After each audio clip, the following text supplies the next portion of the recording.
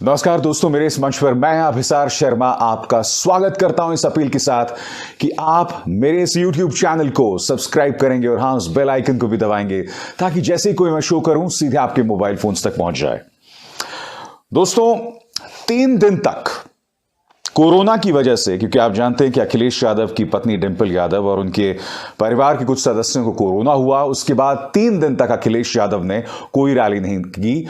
और मैं आपको बतलाना चाहूंगा कि मंगलवार को उत्तर प्रदेश की सियासत का सुपर मंगलवार था। एक तरफ कानपुर में प्रधानमंत्री नरेंद्र मोदी थे, हरदोई में अमित शाह थे और प्रधानमंत्री के साथ मुख्यमंत्री आदित्यनाथ थे, और दूसरी तरफ उन्नाव में अखिलेश यादव अपनी राजनीतिक दस्तक दे रहे थे। और एक बात स्पष्ट हो गई कि जिस कारोबारी पीयूष जैन के घर पर 200 करोड़ रुपए बरामद हुए, वो एक बड़ा राजनीतिक मुद्दा बनते जा रहा है। मैं आपको बतलाना चाहूंगा, एक तरफ अखिलेश यादव और दूसरी तरफ ये 3 चेहरे उन पर लगातार हमला कर रहे हैं, प्रधानमंत्री नरेंद्र मोदी, योगी आदित्यनाथ और गृह मंत्री अमित शाह। मगर एक बुनियादी सवाल का कोई जवाब नहीं दे रहा है, और वो बुनियादी सवाल ये कि हमें यह वादा किया गया था कि नोटबंदी के बाद काला धन खत्म हो जाएगा। फिर पीयूष जैन के पास 200 करोड़ रुपए कैसे बरामद होते हैं? नंबर 2, पिछले 5 सालों में इस कारोबारी ने कथित तौर पर कैसे 200 करोड़ रुपए जो हैं वो जमा कर लिए थे? आज अखिलेश यादव उन्नाव में अपनी रैली में जोरदार हमला बोल रहे हैं भारतीय जनता पार्टी पर, और वो बोल रहे हैं कि समाजवादी पार्टी का अगर किसी जैन के साथ लिंक है तो वो है पुष्पराज जैन, यानी पंपी जैन। पीयूष जैन बीजेपी के हैं।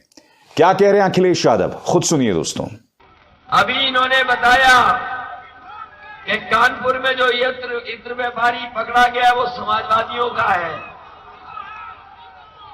जो इत्र व्यापारी है वो समाजवादियों का बताया, लेकिन जिस समय सच्चाई सामने आएगी, वो समाजवादियों का इत्र वाला नहीं है। वो पैसा अगर किसी का है तो वह भारतीय जनता पार्टी के लोगों का है, भारतीय जनता पार्टी के लोगों का है। और अगर समाजवादियों का है तो हम चाहते हैं कि हमारा पैसा वापस दे दो, चाहे टैक्स ले लो हमसे। इसलिए सावधान रहना। दोस्तों, मेरी जो लगातार पत्रकारों से बात हो रही है कि पीयूष जैन जो हैं उनके अमूमन किसी पॉलिटिकल पार्टी के साथ ताल्लुकात नहीं है, मगर पत्रकार जो सवाल नहीं पूछ रहे हैं और उल्टा विपक्ष के खिलाफ उन्होंने मानो सुपारी ले रखी है। और वो सवाल क्या है मैं आपको बतलाना चाहता हूं। पीयूष जैन शिखर पान मसाला को परफ्यूम सप्लाई करता था। शिखर पान मसाला, जैसे कि आप जानते हैं, एक पान मसाला ब्रांड है। मेरा आपसे एक सीधा सा सवाल, अहमदाबाद से जीएसटी की टीम शिखर पान मसाला के गोडाउन में पहुंचती है। नंबर 1, क्या इस गोडाउन में छापे मारे गए? नंबर 2, क्या जीएसटी की टीम को इसी गोडाउन से कुछ अहम सुराग मिले थे? नंबर 3, क्या इस जीएसटी की टीम ने शिखर पान मसाले के गोडाउन से जो अहम सुराग मिले थे उस पर कोई कार्रवाई नहीं की? नंबर 4, आखिर किसके कहने पर शिखर पान मसाला के खिलाफ जो कथित सुराग मिले थे उस पर कार्रवाई नहीं की गई? आपके सामने मैं अपने कार्यक्रम में दोस्तों लगातार बता चुका हूं कि शिखर पान मसाला के बीजेपी के से ताल्लुकात थे। आपके सामने देखिए, सबका साथ सबका विकास पर शिखर पान मसाला बीजेपी का किस तरह से साथ दे रहा है। क्या इस सवाल का जवाब नहीं दिया जाना चाहिए? उल्टा भारतीय जनता पार्टी नेता क्या कर रहे हैं मैं आपको बतलाना चाहता हूं। आपकी स्क्रीन पर प्रधानमंत्री नरेंद्र मोदी कल कानपुर में पहुंचे थे। कल उन्होंने मेट्रो का उद्घाटन किया और आप देख सकते हैं उसके बाद एक रैली को संबोधित किया, और इसी रैली में प्रधानमंत्री नरेंद्र मोदी ने उस 200 करोड़ रुपए का हवाला दिया जो पीयूष जैन के घर पर मिले। मगर अब तक कोई सवाल का जवाब नहीं दे रहा कि पीयूष जैन के सीधे ताल्लुकात शिखर पान मसाला से हैं, और शिखर पान मसाला लगातार बीजेपी को जो है समर्थन दे रहा था। अखिलेश यादव यही तो कह रहे हैं कि पीयूष जैन के फोन को खंगाला जाए, दूध का दूध और पानी का पानी हो जाएगा। सुनिए वो क्या बोल रहे हैं। तो उनके फोन कॉल का डिटेल निकाल लो, और फोन कॉल का डिटेल निकलेगा तो अपने आप पता लग जाएगा कि रुपया किसका है। बताओ, नोटबंदी फेल हो गई। मगर गृह मंत्री अमित शाह जो इस बात में विश्वास करते हैं कि एक झूठ को बार बार बोलो वो सच हो जाता है। आपको याद होगा अपने ही कार्यक्रम में मैंने आपको बताया था कि किस तरह से अमित शाह एक झूठ का जिक्र कर रहे थे, किस तरह से उनके कार्यकर्ता ने एक झूठ का प्रचार प्रसार किया था कि अखिलेश यादव ने अपने पिता मुलायम सिंह यादव को थप्पड़ मार दिया था। वो झूठ था, मगर उस झूठ का फायदा बीजेपी को मिला था। आज अमित शाह कुछ बातें कह रहे हैं हरदोई में अपनी रैली में। वो क्या है, मैं पढ़ के सुनाना चाहता हूं। अभी हाल ही में समाजवादी पार्टी के मुखिया के करीबी के पास से इनकम टैक्स की रेड में 250 करोड़ रुपए मिले। समाजवादी पार्टी मुखिया प्रदेश की जनता को बताएं कि कहां से आया ये पैसा। ये उत्तर प्रदेश की गरीब जनता से लूटा हुआ पैसा है।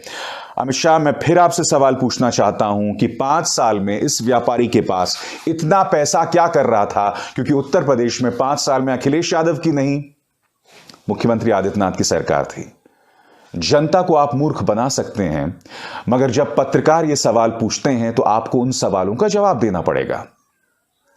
2016 से पहले अखिलेश यादव की सरकार थी, 2016-17 से पहले। आप हमें यह बताइए कि 5 साल में इस व्यक्ति के घर में 200 करोड़ रुपए क्या कर रहे थे? और जो जांच एजेंसी से खबर आ रही है वो ये खबर आ रही है कि ये 200 करोड़ एक अरसे से इसके पास थे, यानी कि पिछले 5 सालों में ये सुरक्षित रखे हुए थे।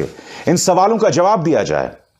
और मैं आपको ये बतलाना चाहूंगा दोस्तों, ये बात भी एक तरह से तय हो गई है कि भाजपा भी कहीं ना कहीं ये समझती है कि उसका असली मुकाबला अखिलेश यादव के साथ है और हमला जो है अखिलेश यादव पर ही करना पड़ेगा। यही वजह है कि अमित शाह जो है लगातार हमले कर रहे हैं कुछ इस तरह से आपके स्क्रीन पर। समाजवादी पार्टी की ABCD ही उल्टी है। इनके ए का मतलब है अपराध और आतंक, बी का मतलब है भाई भतीजावाद, सी का मतलब है करप्शन, डी का मतलब है दंगा।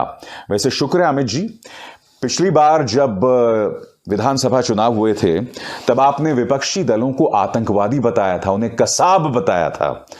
क से कांग्रेस, स से समाजवादी पार्टी, ब से बसपा, यानी कि एक कदम कम से कम आप पीछे हुए हैं जहरीली राजनीतिक बयानों को लेकर। मैं आपको बतलाना चाहूंगा दोस्तों, इस ABCD का अखिलेश यादव ने जवाब दिया है। वो कह रहे हैं हाथरस, लखीमपुर, गोरखपुर, आगरा कांड जैसे अन्य कांडों की वजह से अब तो भाजपा के समर्थक भी भाजपा के खिलाफ खड़े होकर कह रहे हैं ABCD मतलब A, अब B भाजपा, C छोड़, D यानी अब भाजपा छोड़ दी। तो भारतीय जनता पार्टी में रंगीले राजनीतिक बयानों का मौसम है। मगर सच बताऊं दोस्तों, मुझे विपक्ष पर तरस आता है, चाहे अखिलेश यादव हूं या प्रियंका गांधी वाड्रा। प्रियंका गांधी वाड्रा भी एक नया राजनीतिक तजुर्बा कर रही हैं दोस्तों। और वो नया राजनीतिक तजुर्बा क्या है? वो नया राजनीतिक तजुर्बा ये है कि वो एक नारा दे रही हैं, लड़की हूं, लड़ सकती हूं। और इसी संदर्भ में आप देखिए बाकायदा एक मैराथन का आयोजन किया गया।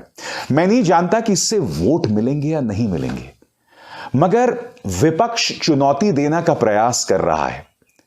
दुख की बात यह है कि इन तस्वीरों को मीडिया दिखा ही नहीं रहा है।